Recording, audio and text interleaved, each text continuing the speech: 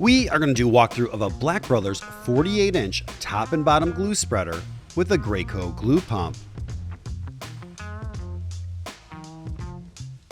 Please remember to hit the subscribe button, like, share, and turn on notifications to receive our latest videos as they drop.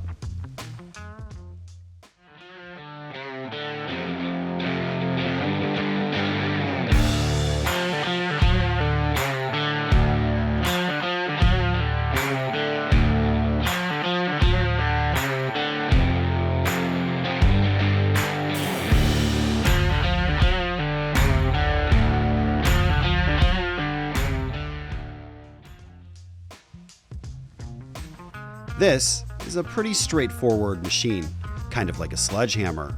It's a Black Brothers and built to run. This one has a 50-inch width capacity with a 5-inch daylight opening. The rolls have a groove pattern. There are 17 grooves per inch, while the doctor rolls are chrome plated. Power is provided via a 1 horsepower GE motor coupled to a Reeves variable speed drive. Included is a Graco Husky 1040 pneumatic pump.